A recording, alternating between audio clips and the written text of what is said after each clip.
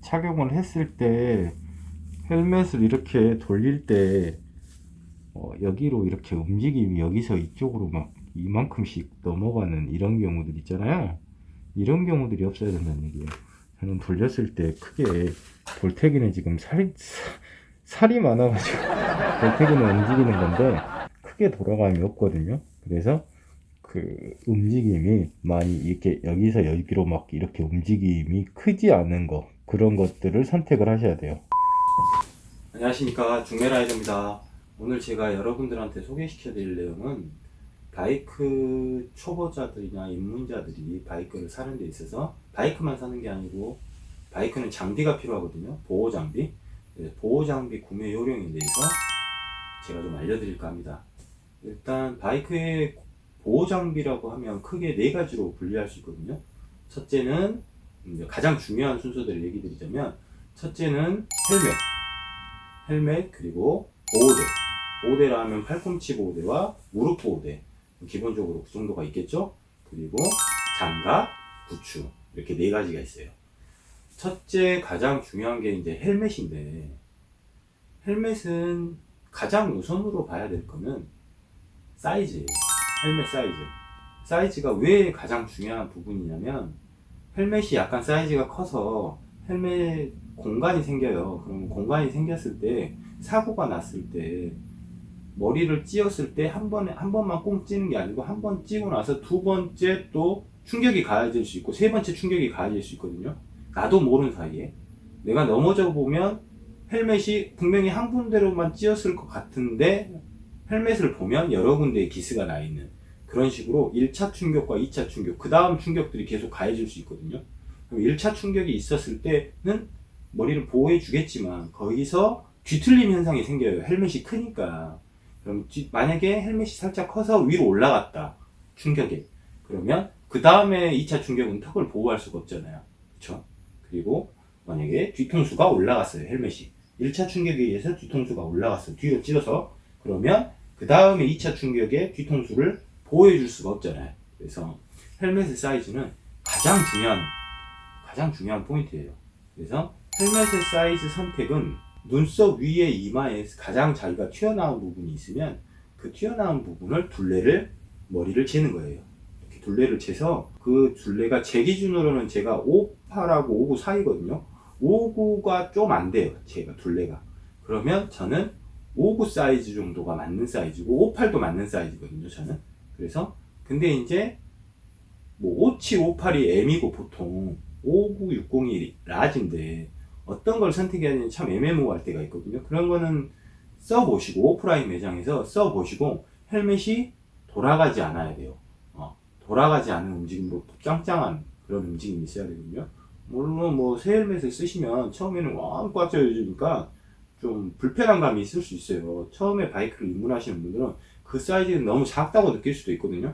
하지만 절대 제가 말하지만 움직임의 차이가 정말 크지 않아야 돼요. 거의 안 움직여야 돼요. 그 정도로 강력하게 쪼아줘야지 내 머리를 보호할 수 있어요. 그리고 이제 초보자들한테 또 중요한 거, 사이즈 다음에 헬멧을 고를 때 중요한 거는 D링의 체결 방식이 돼 있느냐를 체크를 한번 해보시는 것도 좋아요. 레이싱을 할 때도 D링의 체결 방식의 헬멧만 쓰거든요. 그래서 뭐 버클식으로 된, 원버클식으로 된 그런 것들보다는 D링의 체결 방식이 훨씬 좋다. 그런 거를 절대 풀리지 않는, 바깥에서 아무리 힘을 써도 풀리지 않는 그런 구조로 돼 있어야 돼요. 원버클로 이렇게 원터치 버클로 돼 있는 헬멧들은 어떤 충격에, 제가 아까도 말했지만 충격이 여러 번의 충격이 있을 수 있는데, 그런 충격에 의해서 풀릴 수 있는 위험 요소가 있거든요. 그래서 레이싱 시합에 사용하는 이런 D링의 체결 방식, 이렇게 두 개로 돼서 끈을 이렇게 두 개를 먼저 두 개 집어넣으세요. 링에다가, D링에다가. 그리고 나서 안쪽 링으로 다시 한번 이렇게 매듭을 짓는 거예요. 이런 식으로 매듭을 지어서 여기 똑딱이가 있으면 똑딱이를 걸어주시면 그 D링의 체결 방식은 절대, 이 선이 끊어지지 않는 이상은 아무리 잡아당겨도 절대 풀어지지 않는 그런 방식이거든요. 그래서 이 D링의 체결 방식을 저는 추천드리고, 그리고 턱끈을 매실 때는 항상 여유 있게 매지 마시고 조금 타이트하게 매셔줘야 돼요. 조금 타이트하게 매주셔야지 혹시나 머리가 밖으로 빠지려는 위험이 있어도 턱끈이 잡아주기 때문에 너무 헐렁하게 매고 다니시면 헬멧을 써도 안전을 보장할 수 없거든요. 그래서 좀 타이트하게 매주시라는 거. 그렇게 해서 디링의 체결 방식이냐를 확인하시고, 그리고 그 다음에 확인하셔야 될 거는 내피 분리 방식이냐 이런 것도 확인하셔야 돼요. 내피가 분리가 되는지 안 되는지. 내피가 분리가 안 되면 여름철에나 이렇게 요즘은 뭐 바라클라바 두건 같은 걸 쓰고 다니지만 두건을 잘 쓰고 다니지 않는 분들은 땀이 차고 그러기 때문에 내피를 분리해서 빨아야 되거든요. 그래서 내피가 분리가 되는지, 만약에 내피가 분리가 안 되면 통째로 헬멧을 빨아야 돼요. 그러면 건조 시간도 오래 걸리고 그러니까 좀 불편하겠죠. 그래서 위생적으로 내피가 분리가 되는 거. 요즘에는 저가 헬멧들도 많이들 나오니까 한 10만 원대 정도도 다 내피 분리형으로 다 되거든요. 그러니까 그런 걸 또 확인하시고, 또 하나 확인하셔야 될 게 인증 헬멧인지 아닌지, 뭐 국내 인증을 받았는지 아니면 DOT, 흔히들 말하는 미국 도로교통법에 의한 인증, 제일 대부분 많이 받는 게 DOT거든요. DOT 인증을 받았는지 아니면 뭐 샤프에서 인증을 받았는지, 그건 다 인증만 받으면 어쨌든 인증받은 헬멧이라면 안전 규격을 통과한 헬멧이거든요. 그렇기 때문에 인증받은 헬멧을 쓰셔야 돼요. 보면은 이렇게 인증받지 못한 헬멧들이 있어요. 저는 이 헬멧을 누구 건지 잘 모르겠는데 센터에 왔다가 봤는데 이 내장 안에 보면은 막 중국 글씨로 막 돼 있고, 그냥 한마디로 중국산이거든요. 알리발 같은데 상당히 무게가 무겁고, 근데 또 될 건 다 되네요. 일단은 뭐야, 이거 어떻게 열리는 거야? 이렇게 눌러서 이렇게 시스템 헬멧 되고, 요거 실드도 이렇게 선바이저도 내장이 돼 있는데, 선바이저가 좀 흐물흐물해요. 그래가지고 그냥 지가 알아서 내려오고 그러기 때문에 조금 이런 것들은 인증받지 못한 헬멧이다. 그렇기 때문에 사고가 났을 때 위험할 수 있다. 그래서 이왕이면 이런 거 인증되지 않는 헬멧보다는 인증된 헬멧을 사시면, 인증된 헬멧을 사시고 검증된 헬멧을 사세요. 그래도 뭐 충분히 10만원대부터 사실 수 있으니까 그렇게 해서 헬멧을 선택하시라는 거를 추천드리고, 그리고 이제 그 다음에 신경 써야 될 거는 뭐 무게 같은 게 있겠죠. 무게가 가벼운 게 아무래도 목에 피로도가 덜하니까. 근데 그거는 이제 차종에 따라서 좀 틀려요. 레플리카나 이렇게 고개를 많이 숙이고 타는 차들이 무게가 가벼운 헬멧이 좀 좋고, 투어러나 이런 것들은 이렇게 반드시 타잖아요. 탈 때 이렇게 반드시 타잖아요. 그러니까 크게 무게에 그렇게 영향을 많이 받지 않아서 시스템 헬멧들을 많이 사용을 하시잖아요. 그렇기 때문에 아무래도 시스템 헬멧은 구조 자체가 무게가 더 많이 나갈 수밖에 없어요. 부품 같은 것도 더 많이 들어가기 때문에. 그렇기 때문에 이제 무게나 아니면 시야 각도 이런 것들을 헬멧을 구매하는데 좀 신경 써야 되는 부분이죠. 뭐 레플리카를 타는데 투어러 헬멧을 쓰면 뭔 상관이냐고 할 수도 있어요. 할 수도 있는데 레플리카는 숙여서 타는 차잖아요. 이렇게 투어러는 이렇게 타는 차고, 숙여서 타면 아무래도 아래에서 위로 올라가야 되잖아요. 내가 치켜서 위로 눈을 그러니까 시야각이 레플리카는 훨씬 더 아래에서 볼 수 있게끔 해주는 시야각이 좋아요. 그래서 레플리카는 레플리카 헬멧을 쓰는 게 맞고, 투어러는 또 투어러만의 헬멧이 있어요. 시스템 헬멧이랄지 아니면 풀페이스 헬멧에서도 이렇게 투어러용 헬멧이 나오거든요. 선바이저가 있는 모델이나 그런 것들이 다 각도나 바람이 들어오는 유입되는 그 방향까지 고려해요. 그래서 레플리카 헬멧은 이렇게 숙였을 때 바람이 가장 많이 들어오는 그런 구조로 만들어졌기 때문에 다 헬멧이 맞는 용도가 있어요. 그래서 그런 것들도 좀 체크하시고 구매하시는 게 좋다라는 걸 설명드리고, 그리고 이제 중요한 거는 보호대. 아까 제가 말했잖아요. 보호대. 보호대는 뭐 팔꿈치 보호대, 그리고 무릎 보호대. 기본적으로 넘어졌을 때 가장 많이 닿는 부분이 팔꿈치와 무릎이에요. 무릎은 100% 닿아요, 그냥. 제자리공만 해도 무릎이 닿을 정도니까 정말 필요한 필수 요소인데, 한 20년 전에는 많이들 했어요. 아무래도 보호대가 더 싸니까. 근데 요즘에는 물론 싼 보호대도 있지만 뭐 한 3만원, 5만원짜리 보호대들도 있어요. 3만원대 더 저가의 보호대들도 있지만, 그 보호대 자체도 아까 헬멧도 말했지만 인증이 돼 있냐 안 됐느냐 이런 거 있거든요. 근데 아주 저가의 브랜드도 아니죠. 아주 저가의 제품은 인증 자체가 없어요. 그리고 뭐 원터치로 이렇게 똑딱이로 딱딱딱 이렇게 걸게 돼 있어요. 두 번 딱딱 걸게 돼 있는데, 그거 자체가 보호를 잘 못 해주죠. 진짜 일회성이에요. 넘어지고 무릎을 찧었을 때 보호대가 바삭 깨지거나 그런 경우도 많고, 그러니까 근다고 또 비싼 보호대는 메이커 브랜드의 비싼 보호대는 뭐 2, 30만 원짜리도 있거든요. 보호대 하나에 엄청 비싸잖아요. 그래서 사실 자기 옷에다가 보호대를 착용한다는 것 자체가 물론 간지도 안 나지만 아무래도 자체적으로 바지나 자켓을 입는 것보다는 보호 성능이 떨어지죠. 그러다 보니까 보호대가 돌아갈 수도 있고, 그 다음에 착용이 불편하고 그럴 수도 있잖아요. 배기고 막 이렇게, 어차피 보호대라는 건 체결을 해야 되기 때문에, 그러니까 불편할 수도 있으니까, 저는 어차피 너무 저렴한 보호대는 인증이 되지 않는 보호대들이 많기 때문에 비싼 보호대를 살 바에는 자켓과 바지를 사는 걸 추천드려요. 자켓 같은 경우에는 브랜드들마다 틀리지만 적게는 10만원대부터 많게는 뭐 100만원이 넘는 자켓들도 많아요. 그러니까 종류가 원체 다양하니까 잘 선택하시면 보호대 가격에 충분히 자켓과 그리고 바지를 살 수 있어요. 자켓 같은 경우는 아무래도 이제 가장 보호 성능이 뛰어난 거는 가죽이에요. 가죽 자켓. 여기 보이는 크롭 자켓인데, BMW. 저는 가죽 자켓이 없어가지고 우리 그 같이 바이크 타시는 김지현 프로님한테 잠시 협찬 받아서 지금 찍고 있는데, 가죽 자켓이 왜 좋으냐면 열에 강하고요. 바이크가 슬립했을 때 잘 찢어지지 않아요. 잘 찢어지지 않고 그냥 스크래치만 나죠. 열에 강하기 때문에. 이 바이크가 넘어지다 보면 이렇게 쓸리니까 그런 부분에서도 강하고, 그래서 가죽 자켓이 가장 안전한 자켓이에요, 사실. 그리고 관리하기가 편해요.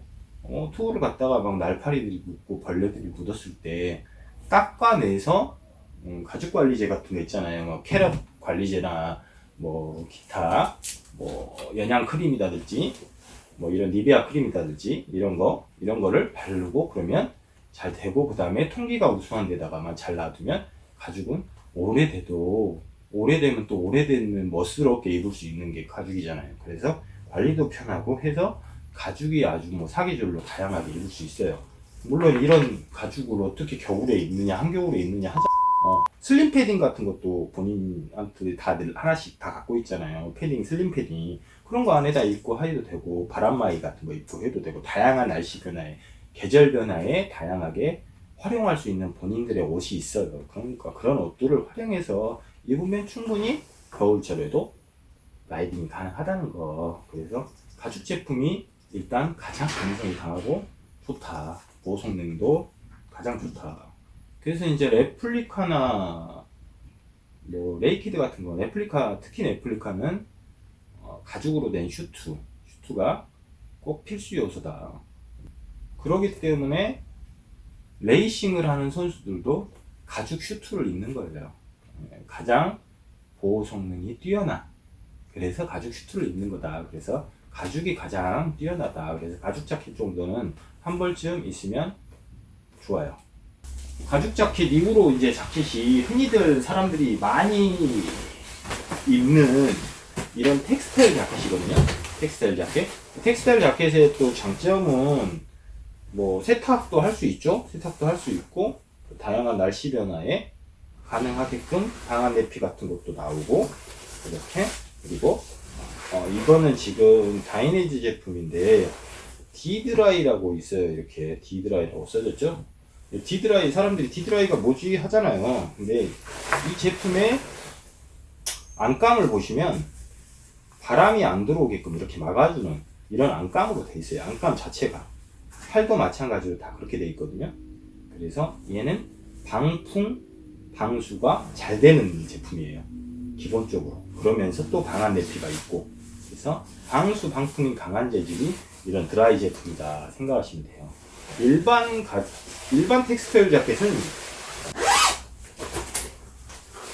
물론 방한 내피가 있어요. 방한 내피가 있지만 이런 식으로 안에가 바람막이 이렇게 방풍이 잘 되게끔 되진 않았어요. 왜 바깥에서만 뭐 50% 정도의 방수가 되지만 안감에서는 방수가 안 되기 때문에 어차피 이거는 계속 비를 맞다 보면 젖게 돼 있는 그런 방수 방풍이 안 되는 그런 자켓들도 있어요. 그래서 자기가 방수 방풍이 잘 되는 자켓을 구매하고 싶다 그러면 안감을 잘 확인하셔서 이 안감의 마감 재질이 방수 방풍으로 돼 있는지 안 돼 있는지를 확인하시면 될 거예요.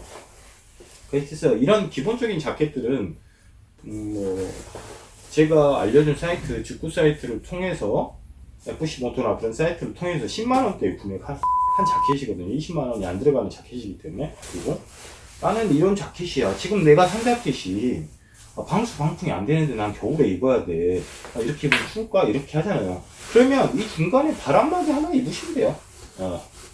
그래도 춥다. 그러면 내피를 빼요, 그냥. 내피를 빼고 자기가 갖고 있는 슬림 패딩을 입으세요. 그러면 그거는 덕다운이기 때문에 훨씬 더 따뜻해요.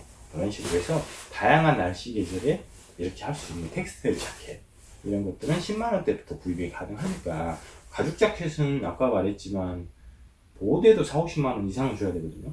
그렇기 때문에 좀 가격대가 있고 이런 것들은 10만원대에서 충분히 구매 가능하고 10만원, 20만원 충분히 구매 가능하니까 이런 식으로 텍스타일 자켓 알아보시는 것도 괜찮고 그 다음에 이제 바지가 있겠죠? 바지도 마찬가지예요. 텍스타일 바지가 있겠고 가죽 바지가 있겠고 그리고 이제 바지는 청바지가 또 있어요. 근데 가죽 바지는 사실 가죽 바지는 좀 부담스럽잖아요. 슈트가 아닌 이상은 가죽 바지를 좀 부담스럽더라고 나는. 가죽 잠바는 괜찮은데 가죽 잠바에 가죽 바지를 입어. 그럼 좀 부담스럽더라고. 이제 레플리카를 타니까 슈트를 입기 때문에 거의 자켓을 입을 일이 별로 없거든요. 근데 이제 혹시라도 한 번씩 겨울철에는 입어야 되니까 물론 가죽이 보호 성능은 제일 뛰어나지만 그에 대체하는 게 이제 텍스타일 아까 이런 천이에요. 천으로 된 바지들 그런 바지들 다양한 날씨 계절의 변화에 맞게끔 내피 같은 것도 나오고 하기 때문에 그런 것도 뭐 10만원대부터 쭉 있고 근데 이제 제가 추천드리고 싶은 바이크 초보자들이나 입문자들이 많이 장비를 많이 구매를 안 하잖아요. 그러니까 아까 말했지만 저렴한 아까 10만원대 그런 헬멧들 그리고 10만원대의 이런 자켓들 텍스타일 자켓 그리고 그 다음에 바지는 청바지는 바이크용으로 다 나오고 또 청바지는 예전에 그 리바이스 광고 보면 말과 말이 청바지를 끄는 그런 것들이 있었잖아요. 그 뒤에 패치가 그렇게 돼 있잖아. 그만큼 청바지의 강성은 강하고 그리고 청바지가 또 열에 강해요.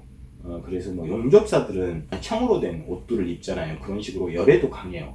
그렇기 때문에 청바지를 저는 추천드려요. 청바지는 또 간지도 나고 저렴하게는 5만원대부터 구매가 가능하니까 비싼 것들은 이제 브랜드 제품들은 20만원, 30만원대도 있지만 근데 이제 청바지가 싼 거와 비싼 거의 차이가 뭐냐 제가 간단하게 이야기 드리자면 조금 저렴한 제품들은 청바지가 좀 얇을 수도 있고 청이 좀 두꺼워야 보호가 성능이 좋잖아요. 물론 보호대는 무릎 보호대 그리고 골반 보호대까지 다 청바지도 들어가 있거든요.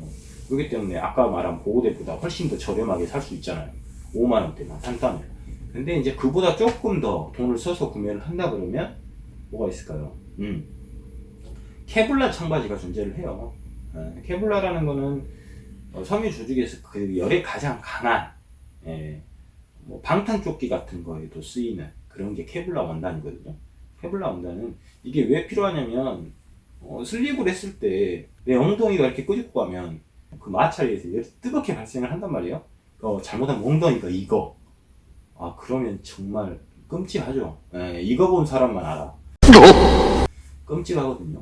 근데 이제 케블라 원단이 안에가 들어가 있어요.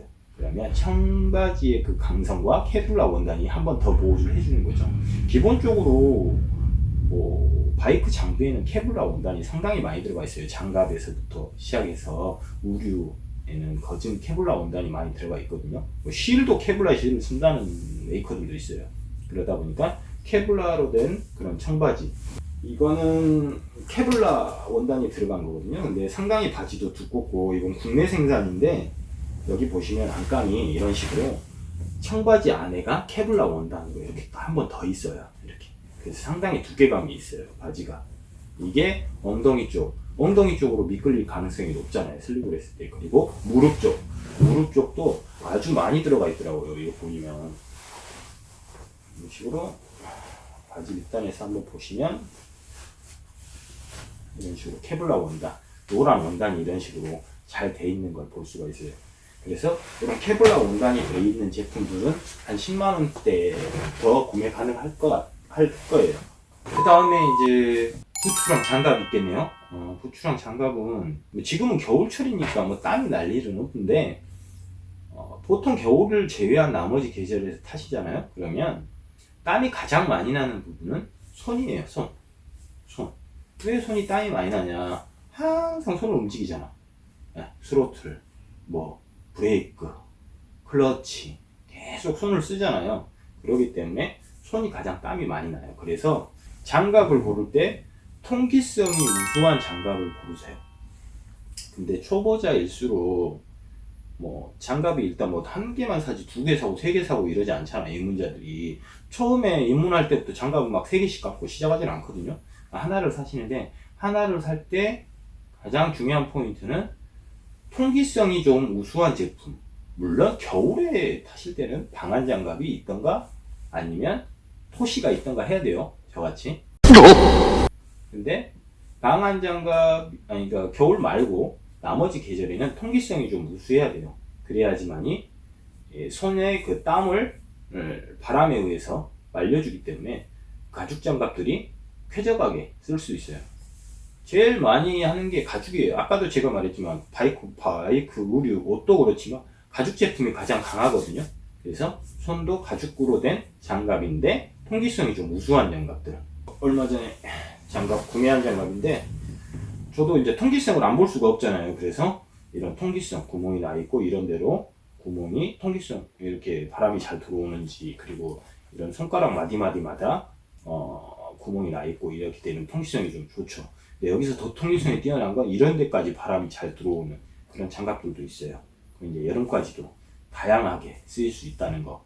그래서 뭐 봄에 좀 춥다. 만약에 통기성이 너무 뛰어난 장갑이다. 그러면 뭐 이너 장갑으로 하나 끼고 쓰시면 되니까 그런 식으로 해서 통기성이 좀 우수한 장갑들. 신발은 가장 아래에 있고 바이크 종류마다 틀리지만 대부분 뭐에 가려져 있어서 거의 바람의 영향을 많이 안 받아요. 많이 안 받기 때문에 투어로나 이런 것들은 특히나 안 받고 그렇기 때문에 그런데 가죽으로 돼 있고 롱부츠잖아요. 얼마나 덥겠어요 안에서. 바람이 잘 안 통하는데 바람을 잘 맞지가 않는데 그렇기 때문에 부츠도 통기성이 우수한 부츠를 선택하시는 게 좋아요. 통기성이 만약에 없는 부츠를 이런 식으로 만약에 얘는 통기성이 전혀 들어가 있지 않네요. 이렇게 들어가 있지 않는 이런 제품들을 구매를 하셨어. 근데 가죽의 두께도 엄청 두껍고 보호대도 막 들어가 있고 근데 얘를 여름철에 타신다고 생각해 보세요. 그러면 바람에 여기 조금 있네. 그러면 땀이 아우 진짜 발냄새 날 수도 있어요. 잘못하면 식당을 딱 들어가서 부츠를 딱 벗었을 때 발냄새가 날 수도 있어요. 그런 정도로 바람의 유입이 좀 덜 되니까 통기성이 좀 우수한 부츠를 선택하세요. 보실 때 브랜드마다 다 있고요. 가격대도 뭐 부츠도 10만원대부터 쭉 있어요. 뭐 4, 50만원 비싼 것까지 다 있으니까 통기성이 우수한 제품을 좀 선택하시는 게 좋고 그럼 겨울철에는 겨울 부츠를 따로 사용하느냐? 저는 안 그래요. 이렇게 타공이 다 돼 있잖아요. 타공이 다 돼 있거든요. 타공이 돼 있지만 사실 여기로 바람이 조금 들어오긴 하겠죠. 근데 겨울철이라고 막 춥고 그러잖아요. 저는 겨울에는 조금 두꺼운 양말을 신어요. 그렇게 타시고 여름철에는 좀 얇은 양말을 신고 그렇게 저는 타면 딱 좋더라고요. 이렇게 통기성 이렇게 타공이 잘 돼 있는 부츠여도 여름에 신잖아요. 그럼 땀이 나요. 그 정도로 부츠는 바람이 잘 안 안 들어와요. 그래서 통기성이 좀 우수한 부츠 그리고 통기성이 좀 우수한 장갑을 사용하시라는 거 그렇게 하시고 처음에 구매하시는 사람들은 숏장갑, 숏부츠 하지 마시고 롱장갑, 롱부츠 하세요. 기본적으로 갖춰져야 될 덕목이에요. 롱장갑, 롱부츠. 그리고 나서 나중에 여유가 되시면 숏부츠도, 숏장갑도 구매하시면 돼요. 여름에나 이렇게 하시면 되니까 처음에는 그런 식으로 해서 장비를 구매하시라. 그거를 저는 얘기 드리고 싶네요. 오늘은 바이크 장비 구매 요령에 대해서 알아보았습니다. 궁금하신 거는 아래 댓글에다가 남겨주시면 제가 언제든지 답변 드릴 테니까 아래에다 궁금하신 분들은 알려주세요. 그러면 다음에 또 유용한 콘텐츠로 찾아뵙겠습니다. 다음 시간에 또 만나요. 안녕.